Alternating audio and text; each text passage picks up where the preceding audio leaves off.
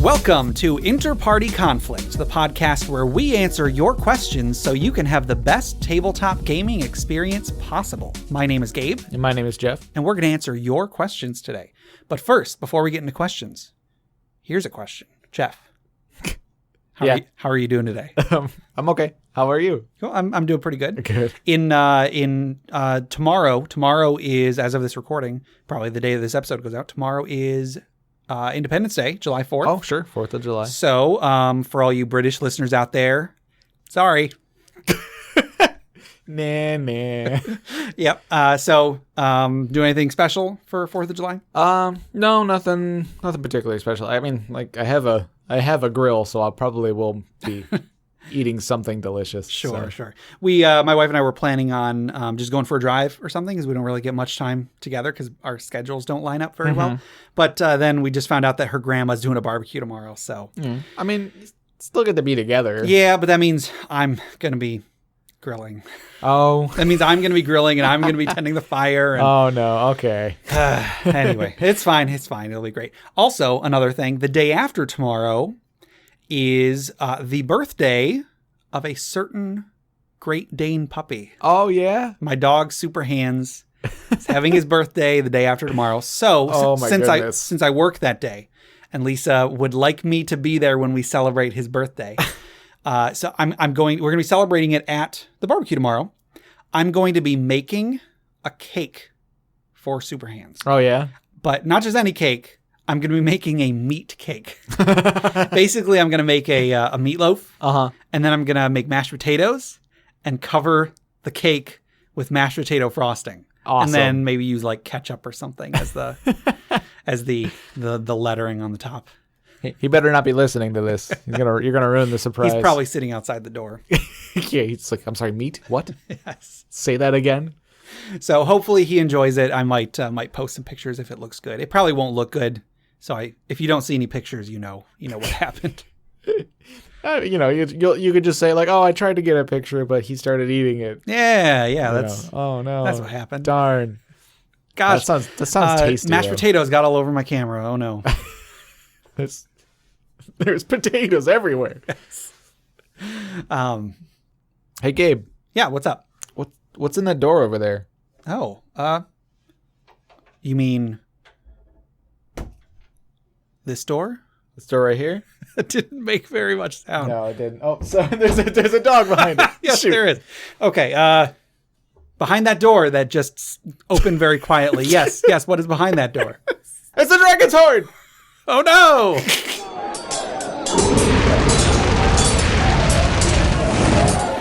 The Dragon's Hoard item for this week was submitted by Carl via email. And this item is actually from, or at least I first heard it on the Adventure Zone. I'm sure, somebody else probably came up with it somewhere, elsewhere. Sure. And I think this is where he got it from, but that's where I heard it first. This item is the Shield of Heroic Memories. It's a really cool item that I really like. This perfectly round silver shield initially has a mirror finish. As a hero takes it into battle, it remembers the enemies encountered, gaining a +1 on AC against on any subsequent battle with creatures of that type. So if you fight dragons, it gains a +1 to AC against dragons because it remembers fighting dragons. Cool. The events of the battle become intricately engraved onto the shield's surface, which has a seemingly endless capacity for detail. Wow. So this is really, really cool. As you fight monsters, you see images of yourself fighting monsters. That's really cool. That is. So, it doesn't stop there, though. The bearer of this shield may also attempt to recount past battles, real or imagined, more on that later, to the shield, upon a DC 10 charisma check or a DC 15 bluff check. The shield confers a +1 AC against the creatures described in the Tall Tales. So you can tell the shield, we fought this ogre, it was really nasty, blah, blah, blah. You can tell it this grandiose tale about fighting this ogre, and then you'll gain a +1 against another ogre. You could also make up a story about fighting something, in which case you would make a DC 15 bluff check or deception check in 5th edition, and that would still work. However, 3 failed attempts at recounting stories caused the shield to be cleared of all of its memories. The engravings disappear and it reverts to its mirror finish, and all bonuses are lost. Okay. So I actually, upon reading this again, I originally thought that it became like non-magical if you failed 3 times, which I guess is not true. It just kind of resets. I guess, yeah. I liked the idea of like, if you lie to this thing too many times, it's done. You can't use it anymore. It's like you... But either way, I think this is really, really cool. Yeah. I love the idea of like, engravings of a monster, of a fight that you had with a particular monster. Mm-hmm. There is a small tangent, but I put a red dragon in an adventure that I ran a long time ago. This was for like Jay was playing, Chris was playing, Melissa was playing. And I had the players, they were going to encounter this dragon, they were going to kill the dragon, and then there was going to be a bunch of treasure in its hoard. Because I love giving out treasure. And so I was trying to come up with cool treasure that would be in a dragon's hoard. Not all of it was magic items, although some of it was. One idea that I had that I think was such a cool idea, not to toot my own horn or anything, but I really like this idea, and it kind of goes along with part of this. Mm-hmm. This red dragon, this was like a young adult red dragon or something. So like, it was not an old red dragon, but it was not a young red dragon either. One of its most prized possessions was a painting of itself attacking a village. The idea being that when it was younger, it attacked a village, it like burned everything down or whatever. A bunch of people survived. One of the survivors painted that dragon attacking the village. And at some point, the dragon either found out about the painting or maybe like he attacked that village again and he tore open a house and this is a very fine likeness. And so he'll like stand with him, his like claw up in the same pose that's in the picture or whatever. And so I like the idea of like some sort of a drawing or a recreation of a climactic battle. I think that's really cool. And this shield would let a player do exactly that. Yeah, I think that's really cool. But yeah, it just kind of like keeps adding on and on, to it. And like, so eventually you'll have like a running list of all the things you get a +1, yes. AC to. Yeah, you always see like somebody will take like a TV show or something and make like a painting of like every character that was ever on the show all at once. In the Shackled City Adventure Path, in the hardcover, they had like a section in the back where they had like a picture of all the villains. They had all the villains standing in the same room. Then there was like another picture of like a street corner where like every non-hostile NPC was in the picture too. I think that's such a cool idea. Mm-hmm. And like, what if it's just like one hero, like the guy holding the shield? It's just him surrounded by like every monster that he's fought that entire campaign. Right. I'm just imagining a time like they get attacked by something and he get like the wielder gets hit or something, and they're like, wait a minute, like checks the shield. No, I fought one of these before. I got a +1. I didn't get hit. Like, yes. You have to like double check it. Like, hold on, I gotta look through the engravings. Sure. Ogre, there it is. And this could be a really cool thing for one of the players who might be more artistically inclined to make as the campaign went on, and then he himself could add to it as they went. Sure, yeah. I think that'd be really cool. As long as you don't etch-a-sketch it with 3 failed attempts. Yes, exactly. Like it's like 3 failed attempts, and like you're compelled to shake it, and it gets cleared. That's a neat. If you're running like maybe a steampunk campaign or something, somebody gets this shield, but it's an etch-a-sketch shield. Yeah, it's got 2 little knobs on it. Yep, that's pretty good. Like if you try to draw things too far apart, you got to make stairs between them. Sure. All right. Well, I think that'll do it for this episode's Dragon's Hoard. Yeah. If somebody wanted to submit an item for the Dragon's Hoard, or if they wanted to submit questions for us to discuss, how would they do so? Well, one of the ways is by emailing us at InterPartyConflict@gmail.com. There you go. Another possible way, you can go to our subreddit, which is reddit.com/r/InterPartyConflict. Mm-hmm. And we also have a website, which is InterPartyConflict.com. Oh, right. Although I guess you could comment on, nobody's ever commented on any of our blog posts. I guess you could if you wanted to. I don't know. Yeah. Yeah. Comment, good or bad, sure, I guess. Yeah. And also we're on YouTube. I'm sure you could, if you wanted to, you could reply to our YouTube episodes as well. Yeah, for sure. Yeah. Oh, speaking of which, a guy at work the other day. I was using my Dungeon Master's Guide as a hard surface so I could do a crossword puzzle at work. And this guy walked by. This is the nerdiest thing I've ever heard. I know. Go on. He tapped me on the shoulder and he was like, hey, it's what I like to see. What are you running? And I was like, oh, well, I'm actually not really running anything. I guess I'm doing these library things, but I only had a couple minutes to talk to him, but like I told him about the podcast and he looked it up on YouTube and cool. Maybe he'll listen. His name's Michael. I didn't get his last name or I would have looked him up on Facebook. Huh. Anyway, I'll see him around, I'm sure. Cool.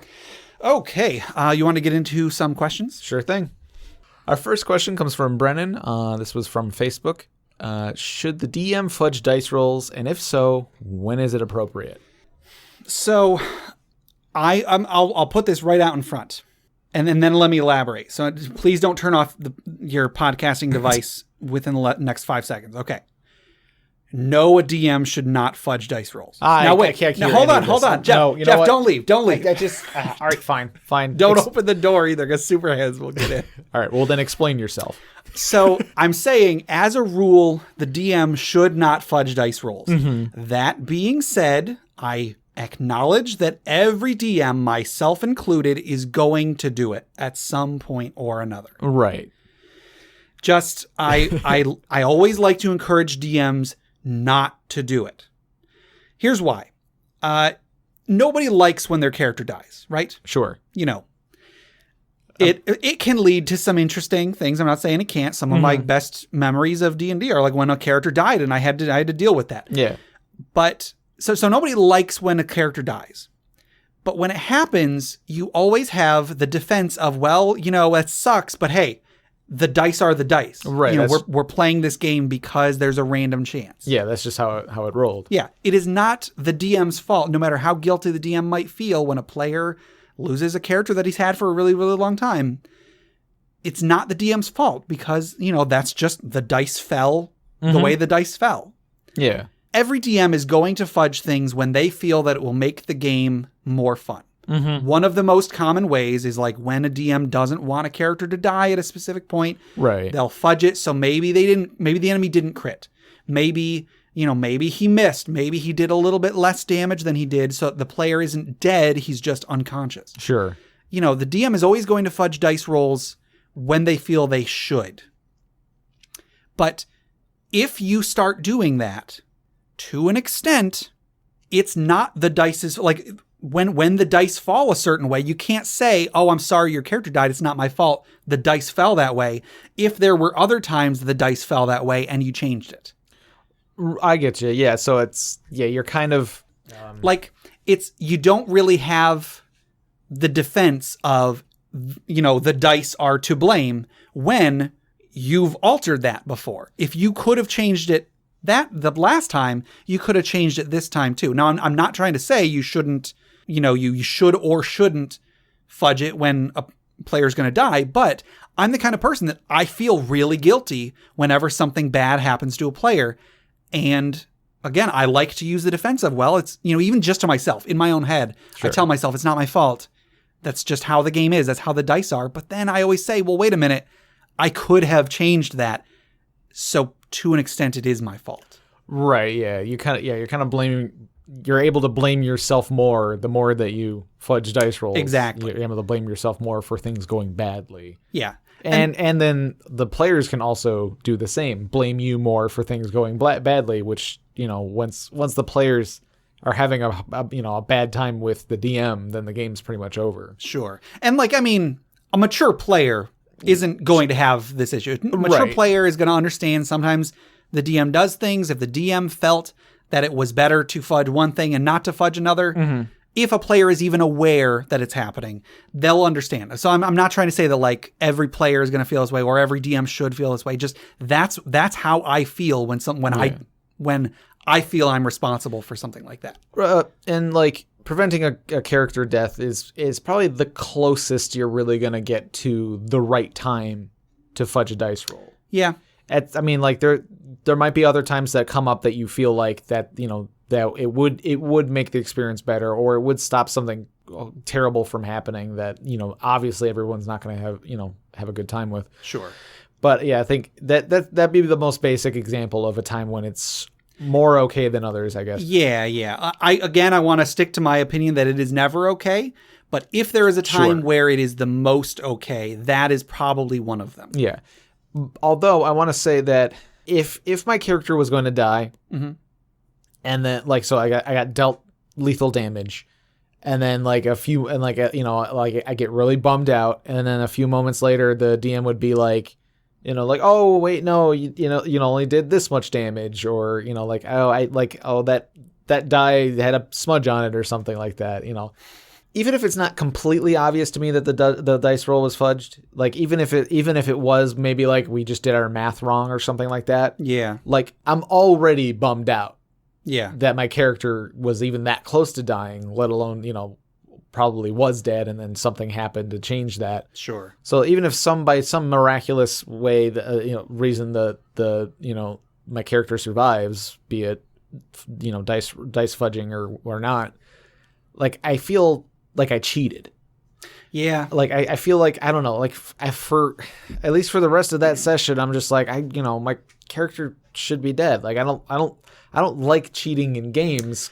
Yeah. Cause it's just like that, part of the fun of something like D&D, and like it's part of the popularity of like roguelike games. Yeah. Like that is the fun of it, is like when you die, your character's dead.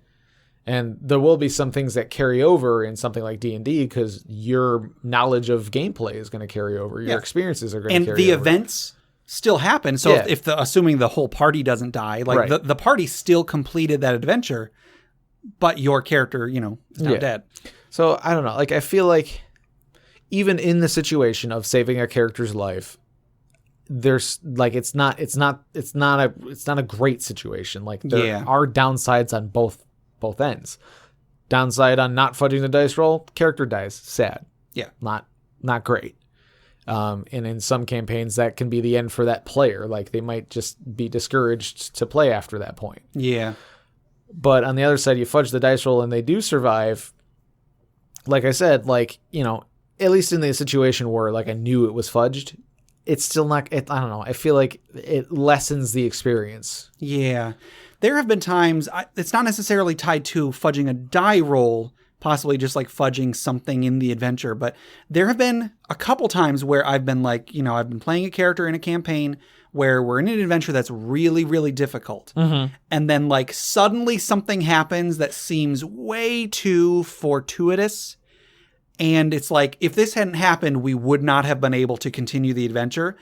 Because it did, we are. And so in those cases, it almost seems, although I don't know the adventure, I don't, for all I know, it was already like that, but it feels like the DM cheated, added something in specifically to keep us from losing. Mm-hmm. And once that happens, part of the enjoyment does go away. Yeah. There's an adventure that I mentioned in the past called The Black Egg. That was a particularly difficult adventure. Yeah. And there were 3 players, myself, Chris, and Jay. Melissa was running. And Jay's character died. And we were like maybe halfway through the adventure, and like he was the fighter. And we realized like we can't go on if Jay's character is dead. So, I guess we leave. Like I was the cleric. I was high enough level to cast Raise Dead, but like I didn't have however many gold worth of diamonds. I couldn't cast the thing. And so we were about to, we were like, well, we don't think that we can continue this adventure. And then Melissa, the DM, had us like, oh, you open up that chest that was in that room and you found a 5,000 gold diamond. How convenient. And like, again, that I can't fault the DM for that. Mm-hmm. Because, like I said, we wouldn't have been able to continue the adventure, and we were able to continue the adventure because of that. Right. But again, when I felt like it was being fudged in our favor, part of the enjoyment kind of went away. Now, I do still have very fond memories of that adventure because it was so, well, I don't know if fond is the right word, because it was such a deadly adventure. But sometimes there's just a point where the DM is probably going to make things a little easier for the players. And it's hard to fault the DM for it, but at the same time, it does. Yeah. When you notice it, it does affect the fun of the game. Yeah. So yeah, it's tricky. So the easiest way is to just not do it. Yeah. The easiest way to deal with it is just to not do it, because then like you cannot fault yourself for anything that happens. Yeah. If bad stuff happens, that's part of the game, and you can like even the bad stuff can be fun. Yeah. Like even death, character death can turn out to be something great. Yeah. If anything, it's a good story. Sure. And I think, now that I think about it, not all fudging is necessarily because of a life or death situation. Right, of course. I'm sure there are times when the DM will fudge something to make it more cinematic. Maybe like one of the players would have missed, but the DM does something and then makes it so the player hit and did a bunch of damage or something. And they're trying to make it more fun for the player. And again, if the player isn't aware of that, that's not really an issue. But if the player is aware that the DM basically just let them have something, right, that can take away the enjoyment. Mm-hmm. Now, I guess there might also be times where a DM will fudge something just for the sake of like expediency. I guess I've done that. Yeah. Where it's like, well, okay, the rest of these monsters, though, this next encounter is not going to be difficult for you guys. So rather than bother with the encounter, I'll just say you guys killed them all. I think that's a little bit different. Sure, it can be like you got to kind of read. You got to read the session for those sort of things. Like if it's like, okay, everybody's starting, like the session's been going a long time, and this is really just kind of like a trash encounter. Sure. Just kind of like, all right, well, we'll skip through there. We'll say they ran away or something like that. Yeah, I'm trying to think of exactly why that's different. Like, I don't know. I mean, another example of it could be more selfish too, like where like a DM is fudging dice rolls to make sure that the story progresses in the way that he wants it. If maybe that could tie into railroading. Right. Yeah, exactly. So, I mean, so obviously in that case, don't do that. Oh yeah. Like maybe if he wants one of the bad guys to like knock out a player and kidnap them or something like that, he might fudge some rolls, and that's got some issues. So that might not be the best either. I don't know. I feel like fudging a dice roll to make sure in an event or encounter goes the way that you want it to go. Mm-hmm. I think there's a little leeway for that because and that's more towards like making sure everything moves smoothly. Yeah. Like you don't want things to you don't want to lull in the action basically. So if you feel like, if you can't get your players to go this certain way, mm-hmm. there might not be anything to do. Like the players might be able to come up with something, but it might just be something so off the rails that it's just gonna you're basically gonna lose the party at that point. Sure. So if it's something that's gonna like nudge them in the right direction, or at least in a direction, something that's gonna keep the game moving, sure, then I guess fudge a dice roll there. That's not gonna hurt anybody. Yeah, but so in general, like I said, the rule is don't do it, mm-hmm. because you're gonna do it. But if you go in thinking, oh, this is no problem, I can do this whenever, then it's going. I feel like it's going to snowball and it's going to become a problem. So if you approach every instance with, I'm not supposed to do it, but I'm going to do it this time. Mm-hmm. It is a better attitude than, oh yeah, there's no problem, I'll do it. Right. If you know that you're not supposed to do it, then I feel like that gives you permission to do it, mm-hmm. if that makes any sense. But this kind of ties into our next question as well. Mm-hmm. Our next question comes from Jarl of Rum. This was on Reddit. How do you address a DM who you feel has ruined an encounter by not so discreetly fudging dice rolls? Yes. So as I said, if you're the player and if you know that the DM is fudging something, it really can take away from the enjoyment of the game. Not for everybody. Some people, I'm sure, are just there for the story. Sure. And, like personally, I love story. I think story is great. That being said, I am playing a game with rules, mm-hmm. and the most enjoyment, although I get tons of enjoyment from the story, the most enjoyment for me comes from when the story and the rules are in alignment. Yeah. If you can achieve the perfect story within the rules, that is like perfect. That mm-hmm. is absolute perfection to me. Yeah. I understand there are times when it's better to, just ignore the rules and go with the story. Totally understand that. I'm not trying to discourage anybody from that. But if you are able to do whatever that cool thing is within the rules, within the dice rolls, within whatever, that is where, in my opinion, it is the best. So some players are not going to like it if they know that the dice rolls aren't being followed. Right. I feel like if it's happening every once in a while and I notice it, it's not gonna, like, depending on what it is, I might feel a little sour for like a bit, but it's not gonna ruin the game for me. Yeah, it might not even ruin the encounter. It might not even ruin the whole session, let alone Sure. the campaign. You know. Yeah, I think it's probably pretty rare that it would like ruin a game. Maybe a specific encounter, probably not an entire game. Right. But yeah, the question is like how do you address a DM who you feel has ruined an encounter? The problem here, I mean, normally the basic advice is just say, just talk to the DM outside of the game, talk to him away from the table, maybe send him an email if you don't want to approach him, face to face. Right. But the problem is that if a DM fudges dice rolls in order, as part of the encounter, he's probably doing it because that is the type of game that he wants to run. A lot of DMs are going to heavily disagree with my answer to the previous question. Sure. A lot of DMs are going to say, "Oh no, I can fudge whenever I want." Right. And that's, if you want to run your game that way, that's fine. I mean, their excuse is, I'm the DM, I could do whatever I want. That's true. That's definitely true. Yeah. Go ahead. If that's the way you want to play it, do that. Sure. So the problem is that if the DM's doing it, he's probably doing it because that's how he wants to do it. Right. It's not to say that you can't do anything about it. Like I said, just talk to the DM away from the table. Tell him why you didn't like it. Tell him it's not as fun to me if I don't feel like there's a chance of failure. Because that's the crux of it. If you don't think that there is ever a chance of failure, then the game isn't really fun. Yeah, it's definitely not as fun. Yeah. I feel like there's always different ways this can happen too. But I mean, in the example of the DM is fudging dice rolls to keep players alive. Yeah. I feel like that could be something, like if you notice it, that'd be something like you can approach the DM and be like, look, if that happens again, just let my character die.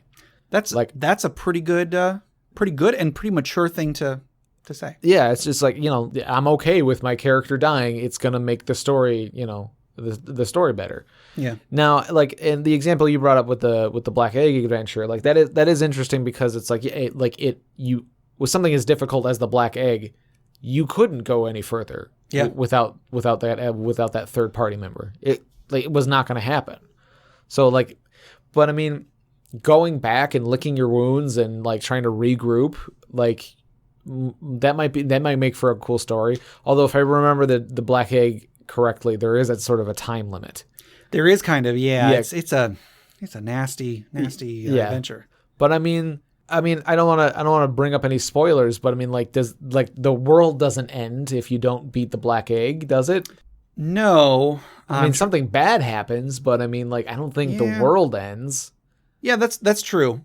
There is a time limit, but yeah, it's not world destroying. It's just basically, now some guy has a really powerful artifact. Right. So that could be a really cool story that you have to almost go into hiding a little bit or something like that. So that if that's not where the adventure was going, or the campaign was going, then maybe you shouldn't put the Black Egg in that campaign. Yeah. But I don't know. What was the question again? I forget. How do you address a DM who you feel has ruined an encounter? Oh, right. Yes. So yeah, in that case of fudging dice rolls to save player, just be like, no, I'm okay. I'm all right with dying. Don't do that next time. This time, we'll keep running, but next time, if I take lethal damage, I want to be dead. Okay. Yeah, that's definitely I would say that's a pretty good way to approach it. Yeah. Or unless you really don't want to be dead. And then if losing your character is worse than losing the little bit of the bit of fun that the game is for, having a chance of failure. Yeah. If it's, I don't know. It's up to a personal preference, I guess. Sure. This is a little tangent, but you just reminded me of in the show Farscape. Uh-huh. There's a point where there's this the main character John Crichton and one of the secondary characters, his love interest Aaron. They're about to storm this base where their arch nemesis Scorpius is, uh-huh. and John has this thing. I won't get into too many details, but basically, for some reason, whenever Scorpius is around, John loses control of himself. He can't kill Scorpius. He might become a like slave to Scorpius if Scorpius gets too close to him. And so when they know that Scorpius is nearby, John says to Aaron, all right, Aaron, if Scorpius gets me, and then she interrupts, kill you. Yeah, I know, I understand. He's like, no, kill him. Don't kill me, kill him. Anyway. I have to go back and watch such a good show, because I'm listening to, there's another podcast called the Frelcast, which is it's a podcast about Farscape where they go like episode by episode. And so I've started actually watching the episodes along with it, and it's such a good show. I love that show so much. I own the series. I haven't gotten very far into like I think maybe in the second season or something like that. But. So have you not seen the last half of the show? I don't think I have. It's so good. You should come over you should come over for a podcast about Dungeons and Dragons or role-playing games, and then we should watch Farscape afterwards. Okay. Anyway, all right. So the question was, how do you address a DM? You just talk to him. Yeah. But just be aware that the DM might have different wants and different desires for the campaign than you do. If that's the case, if it is going to be a problem, if you are not going to enjoy the campaign because of it, you might have to just bow out, find another campaign. Sure. So really, before anything, you should just really think about, is this a deal breaker? Right, yeah. It might be, it might not be. Yeah.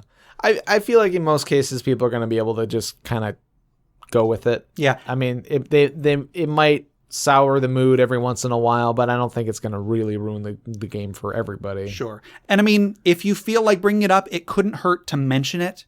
So the DM at least knows why you might be getting less enjoyment out of the game than other people. Sure. Because if I was running a game and a player wanted something different than I would, I mean, I would of course try to accommodate them as much as possible. But if I at least knew they don't like something I'm doing, but they're willing to stay in the campaign at least, then it would at least, I could probably make small changes that might make them a little more comfortable. Yeah, if you knew somebody was aware of it and it was an issue for them, but they're not necessarily going to stop, like they're going to make a compromise for you, you might as well kind of maybe dial it back a bit or something, you know. So yeah, just talk to them. And like I always says, usually you want to bring it up outside of the session. The last thing you want to do is at the table be like, whoa, DM, you just fudged that die roll. Right, yeah. I mean, unless you're all about confrontation. I guess. But I mean, like, I don't think it's gonna make the game any better for anybody if you do that. I don't think so either. Because, I mean, at the end of the day, all of the social awkwardness aside, the DM has the right to say, yeah, so what? Right, exactly. Like, that's one of the reasons why the DM is there, is to, like, sometimes you have to make that call if it's gonna continue the story or at least keep everybody excited or something. Yeah. Our next question comes from Nicholas P. Hi, Nick. This was on email. Are there any elements of D&D that you don't think fit the setting? And just a little side note here, we still have quite a few questions from Nicholas P. We will get to more questions from him as we go. Yeah. He's submitted, I think, more than anybody else by far. And, sure. And that's fine. We love getting submissions. Oh, yeah, for sure. So, yeah, are there any elements that you don't think fit into the setting? Yeah. We talked about this one for a couple of weeks, I think. We've had it on the list for a week or two. Yeah, we always have like a list of questions we're going to bring in, and we don't always get to all of them. Right. Yeah. This one we've had for a while, and I think we've come up with some good responses to it. Sure. There are a few things. I think a very common one is guns. Yeah. A lot of people do not like guns in their D&D. Mm-hmm. I mean, you know, there's different reasons for it. Maybe they think that it's too steampunk and they don't like steampunk. Maybe it's a different feel than what they're looking for. They're okay with magic, but they're not okay with guns. I don't know. It's like, what's the point of magic if you just got guns? Exactly. You know? There's a lot of, you know, there's arguments that can be made on either side, but at the end of the day, some people it just doesn't sit right with them. I will be the first to admit that there are some things, some various things that I don't have a good reason for it, but I just don't like them in D&D. Mm-hmm. First thing I'll mention is Warforged. Yeah. I like Warforged in Eberron. Right. Warforged are kind of special because they were a race that was created specifically they are integral to the campaign setting of Eberron. Now, Gabe is treading a very thin line because I really like Warforged. I mean, they're awesome. Don't get me wrong. They can do no wrong. I understand, and I will always try to convince you to let me play Warforged in any adventure you run. I will not always I don't have to. Yeah. Like, I would be okay if you were like, I really don't want this. I'd be like, all right, I'll just make Dragonborn. That's another one. I know. That I don't really like Dragonborn. I'm fine with them, like, mechanics wise. That's not the issue. But in my head, the idea of a dude that looks like a dragon just walking down the street, waving to all the other commoners. Yeah. It just feels odd to me. Well, my thing with the Dragonborn was thinking of, like, you think of a human commoner, it's just a commoner. It's a no special abilities. It's a They're civilian. Just a dude. They have, they have a hit point or two, maybe. I don't know what commoner stats are these days. But I mean, like, they're just a person, and like they can go down. Like, if a monster came, like, they would run away or they die. Like that there's their two choices. Yeah. A Dragonborn are like, I don't think there's such thing as a Dragonborn commoner. Like, I don't think there could be, because a Dragonborn commoner, like, if there was like a kobold attack in a village, the humans would run and hide or die. A Dragonborn, don't they have a breath weapon? Yeah. Just by being Dragonborn? Yeah. So, like, at a human, there's very little they can do without getting up in, without, like, you having a weapon or something. Yeah. Dragonborn could, at the very least, breathe lightning and then run away or something. Yeah. A human commoner is going to risk their lives, like, just to act. Yeah. And a Dragonborn, they have this, this amazing gift up their sleeve.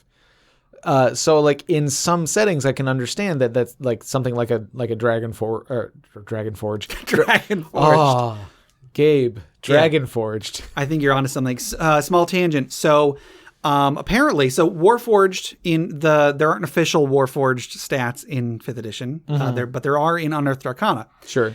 Warforged are immune to diseases, which makes perfect sense. However, lycanthropy is a curse, not a disease. Oh, right. Yeah, you were telling me about this.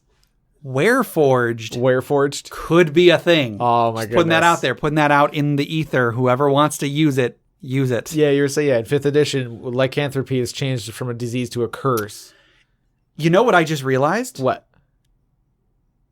The werecar. The were from Futurama. Be a werewagon. A werewagon. A werewagon. That would be like a Warforged. That was a werewolf. Anyway, it's got like wagon wheels. Yeah. So honk, honk. I love that Bender's voice with the honk. So there are certain races that just in my mind it's just hard for me to rationalize them in what I imagine the pseudo medieval world being. That is not to say that they can't be there. That isn't to say they shouldn't be there. None of these attitudes that I have or that anybody else have, there's no objective reason why they couldn't work. There's no objective reason why guns can't work in D&D. Yeah. There's no objective reason why Warforged can't exist outside of Eberron.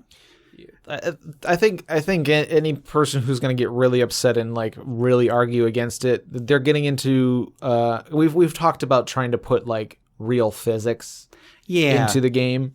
So it's like, well, a gun would obviously be crazy, like powerful and very high damage because of the velocity of and the density of the metal and stuff like.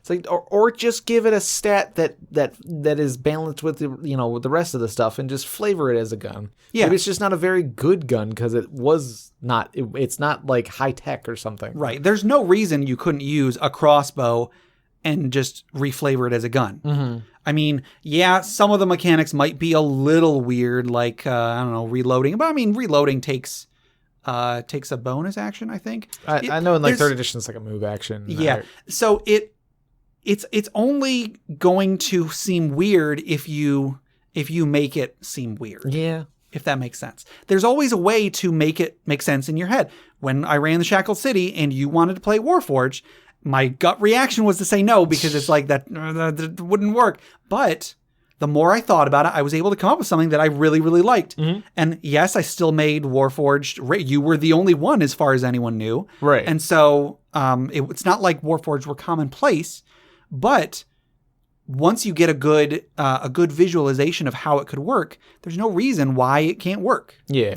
And like I said, I don't really like Dragonborn. When I ran a 5th edition campaign a couple years ago in my homebrew campaign, I didn't stop anybody from playing a Dragonborn. Mm-hmm. I don't think anybody did. Oh. But I didn't say nobody could. I just said that you can, but they're going to be really rare. Yeah. Which I guess was my way of saying, like, don't expect to see any other Dragonborn right. anywhere in the campaign. Or to deal with people who are familiar with Dragonborn and might be a little less cooperative or something. Who knows? Right.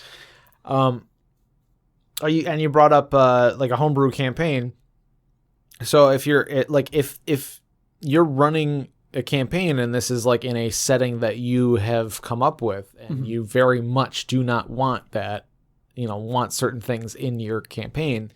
I mean, obviously say it up front, like this, I don't want any of this in my game, and maybe the players will be able to work around that. So yeah, like if you're running an Eberron campaign, obviously they're going to be Warforged. Sure. But if you're running, a Forgotten Realms campaign, and somebody wants to play Warforged, Gabe, you can always feel free to say no to me wanting to play a Warforged. Right. But I think a better solution is to work with the player and try and come up with a reason why there would be a Warforged. Sure. I think that will probably prove to be better in the long run. And then feel free to have any role-playing drawbacks you want. Like, since you were the only Warforged, I mean, we had kind of played it that you were pretty well known, so it wasn't like a huge shock to everybody, but there might be situations where you get hunted down because you're this magical oddity. Yeah. We definitely played it off as like the novelty had worn off of my existence. Sure. So at least in the town that I was from. So like it wasn't like this, oh my God, there's a moving statue. Yeah, but we made it so that people immediately recognized him because he's the statue. Right. The very first encounter that I had for you guys, a couple guards who were disguised as thugs attacked the party, and when you came around the corner, one of them was like, "It's the damn statue!" Right? Yeah. So like there was some people who didn't really like me very much, and so like, but that was kind of cool because it made made for like tension in some situations. And also, we didn't get this far, but if we'd gotten to a point where demons and devils came into, or I think demons specifically came into the adventure, they would start specifically targeting you. Right, yeah. Because of you were connected with this guy who fought off a bunch of demons a long time ago. Right, yeah. We tied it into there was like the backgrounds that you can pick from. So it was, you being a Warforged was something that was crucial to the whole package of your character. Sure, yep. So examples of things that don't go well. I mean, these ones that we've given go well in certain settings, and if they don't necessarily go in the setting, you can find a way for them to fit into the setting. Yeah. Another example, I feel a little less people have problems with is the what was it, Eastern Asian stuff? Yeah, like monks using nunchucks and whatnot. Yeah. I've heard, maybe it's kind of died down in recent years, but like in the 3rd edition days, a lot of people had issues with the fact that there's this, in this pseudo European medieval setting, there's these like Eastern mystics that use ki, and they have nunchucks and sais and all sorts of stuff that really doesn't necessarily fit. Sure. Like I said, it's kind of died down in recent years because monks have become so ubiquitous. Right. But there have been people that had issues with that. With that being in the game. Monks and samurais and katanas and throwing stars. So in the 5th edition Facebook group, there will be waves of specific questions that show up. There will be, for like a week, every day there will be 2 people asking, why can't paladins be alignments other than lawful good? And then everybody has to reply with, that hasn't been a rule for like 2 editions. Oh, sure.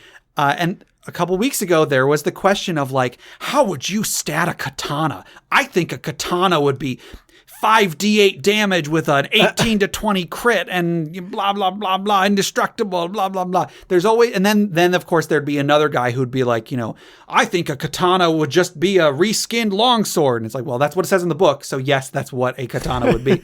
So yeah, people are always posting about katanas in that group, or occasionally, not necessarily always. They're often posting about katanas. And there's always the guy that thinks that a katana would be the most powerful weapon in existence. Then there's the other guy who's like, actually, no, katanas are made of crappy metal. They had to fold them because the metal was so garbage that the only way to make a usable weapon was by using the best possible forging techniques. Sure.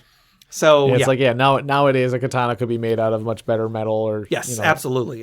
So like a modern katana might be awesome, right? But if you're putting it in an adventure in D&D, I don't know.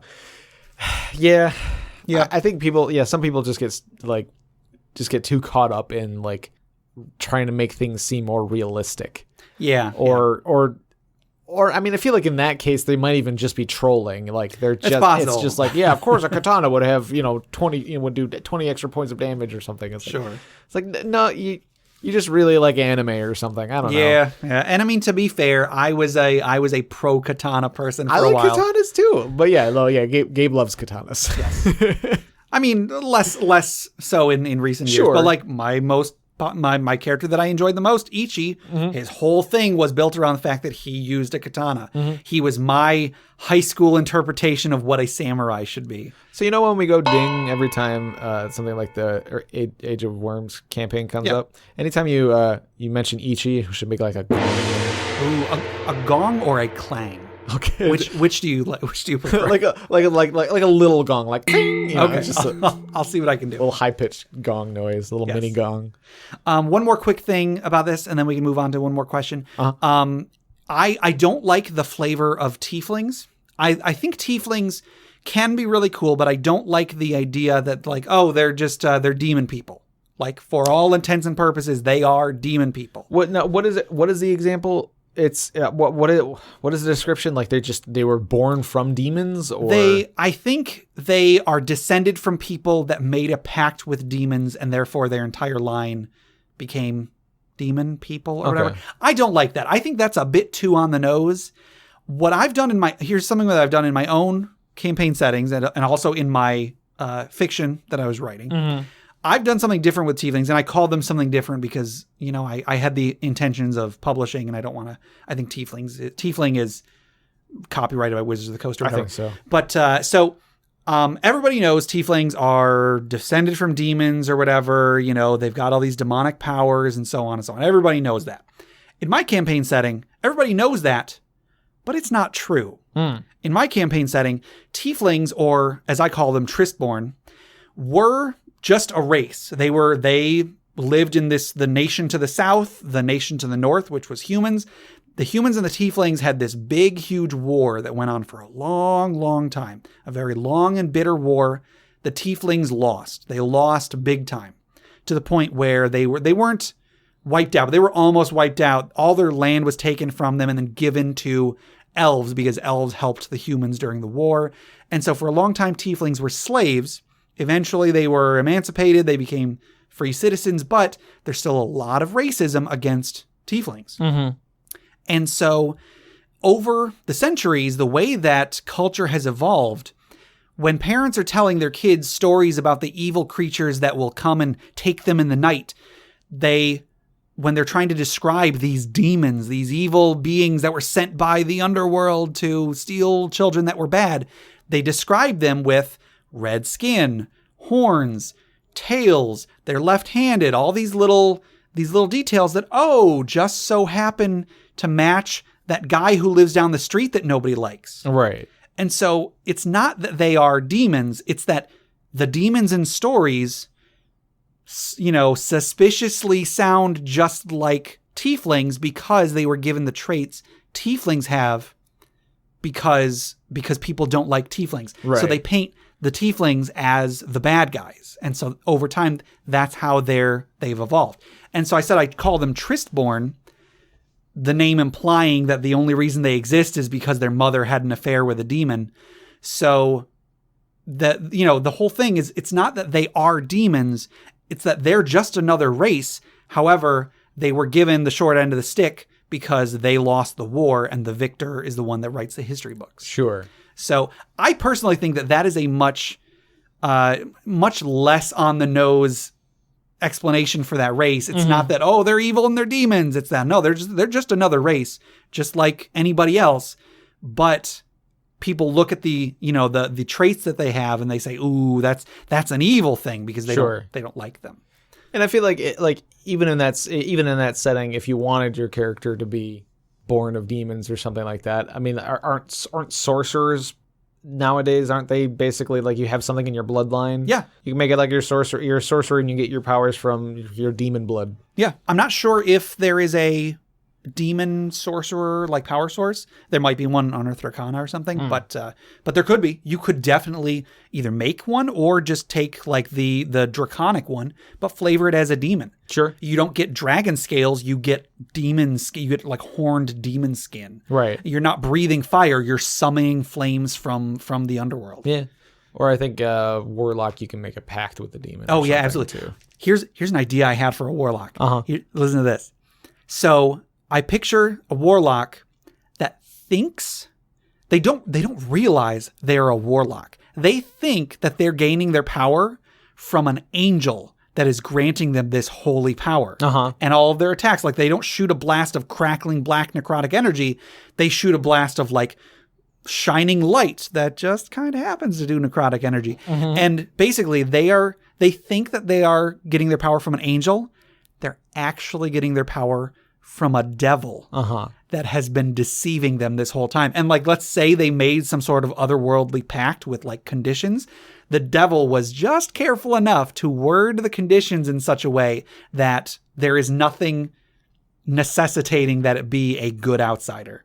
Sure. So like it might just be the whole campaign. They're doing all this stuff that they think they're using all this power they think is like bright shining, lights and feathers and whatnot. When actually it's evil demonic power that they are channeling and so on. Yeah, I like the idea of the warlock that thinks it's a paladin. Yes.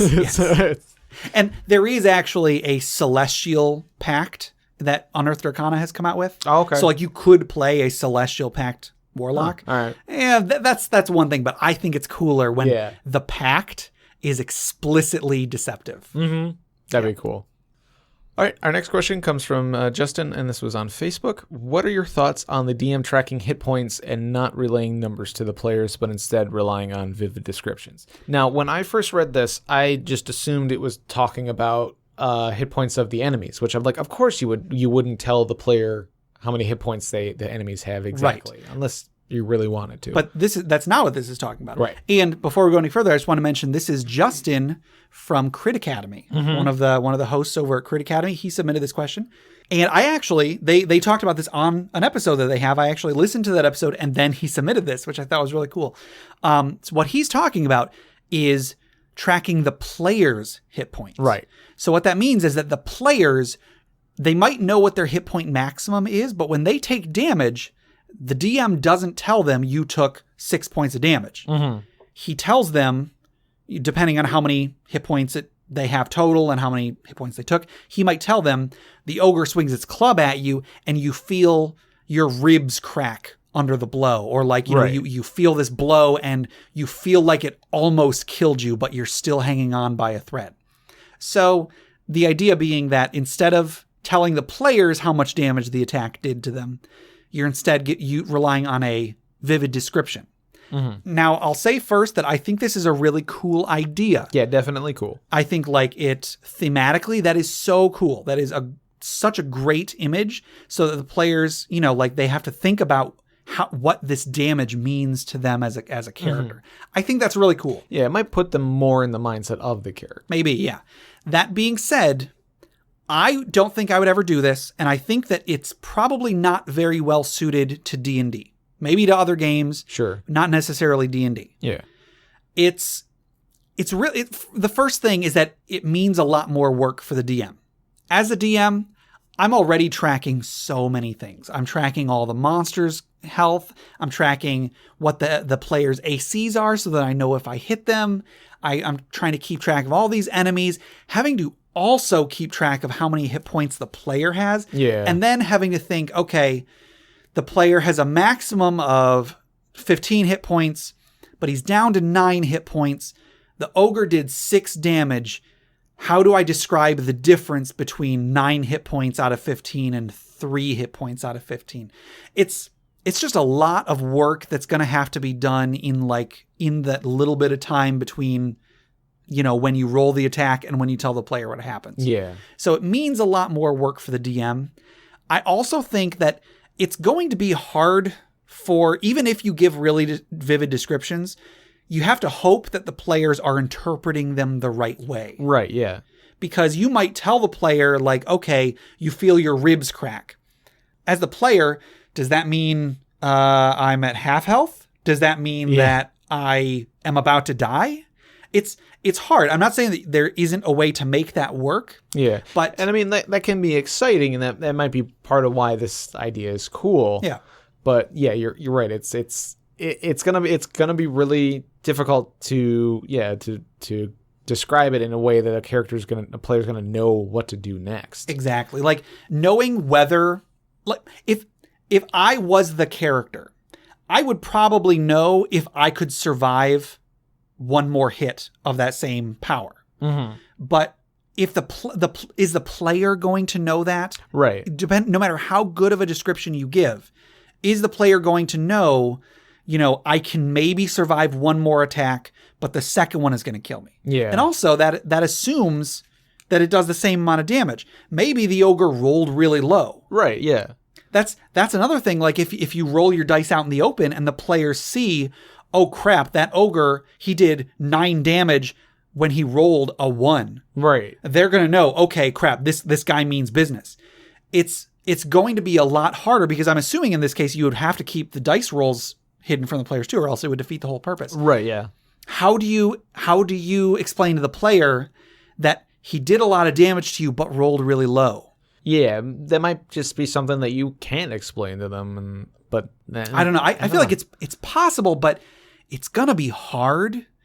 So in a perfect world with the perfect group, I think this could be really cool and really immersive. Mm-hmm. But in general, I find it's just easier if the players know exactly where they're at, because not that you should be, not that I would necessarily consider it metagaming or anything, but the more the players know about their situation, the more they'll be able to put themselves in the head of their character. Like I said, the character is going to know how much more damage he can take. Mm. No matter how good your descriptions are, the player isn't necessarily. Right. So I like to just let the players know whatever information they need. And then it's up to them. I trust the players to use that to adjudicate what their character is going to do. If they know that their character is going to die in one more hit, they might still go for it. Mm-hmm. They might run away even if they aren't at one, or maybe they could take 2 more hits. They might still run away. I prefer just to leave that in the hands of the players, because then if you're given descriptions, so much of it is going to be based on your assumption, the DM's assumption of what the character should or shouldn't do. Yeah. I mean, although the more we're talking about this, the more I kind of want to try it, because it does sound cool. Yeah. Except for the part where it does make a lot more work for the DM. Right. I feel like it's definitely worth trying. Because it could be really cool, because there could be a situation where you think you're more damaged than you actually are and you run away. Yeah. How often do parties run away? That's a good point. I don't think it happens as much as it would in real life. Yeah. I mean, or, in right. I mean, in a more real situation, I guess. Right. If you were that character that just took 10 damage, even though your hit point total is 30, you're still going to be able to fight. But do you really want to? Yeah. After a hit like that, do you really want to keep fighting? I don't know. Yeah, that's a good question. So, I mean, like I said, it's not a bad idea. Yeah. I just, I don't know if I would ever use it. But hey, if we're ever playing D&D anytime soon and you want to try it, we can try it out. I mean, we did kind of talk about maybe there's a situation where your characters get a curse and you can't feel pain. Yeah, so then you have to rely on the description. You could look at your character and be like, okay, well, I've got this wound and that wound. I don't know if I should keep going or not. Right, yeah. So you have to go off of the descriptions in order to survive. Yeah. So I think there could be a way to make it cool. Yeah. I don't know if I would ever use it personally, but hey, it's worth putting it out there so that if anybody else wants to see what they can do with it, go for it. So if you don't mind doing the extra work and you think your descriptions are amazing, I think that'd probably be a good way to go. Sure. But it's a lot of work. So yeah. And that's the main reason I wouldn't do it is just the amount of work. I'm already doing so much work as the DM. I would be hesitant to add in something as intensive as that. Sure. All right. Well, I think that will do it for today. Okay. If anybody would like to submit items or questions, please email us at interpartyconflict@gmail.com. For show notes, a running list of questions asked, and important links, or to download the episode, go to interpartyconflict.com. Find our Facebook page, facebook.com/interpartyconflict, or our subreddit at reddit.com/r/interpartyconflict. We're also on Twitter @InPartyConflict. We're on iTunes, Google Play Music, Stitcher, YouTube. Please rate, review, toss us a couple bucks on the PayPal donate button on our website. Anything you can do to help us out, or even just to tell people about us. Yeah. Anything you can do would be greatly appreciated. Also, Friend Quest. Yes, we have Friend Quest is still up on YouTube. I should have another episode up by tonight or tomorrow of the Shadow over Mystara. Yeah. I'm also on the lookout for a copy of Dark Alliance. Oh yeah, Baldur's Gate Dark Alliance, PlayStation 2 game. Yeah.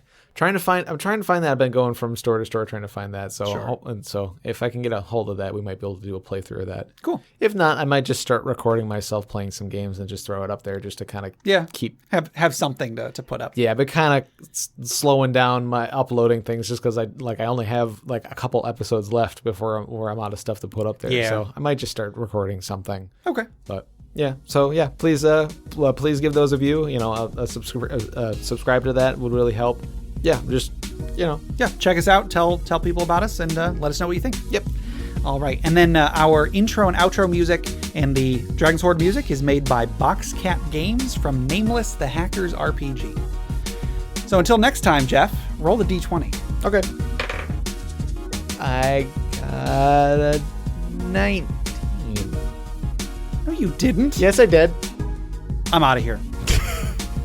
See you next time. All right, bye everybody.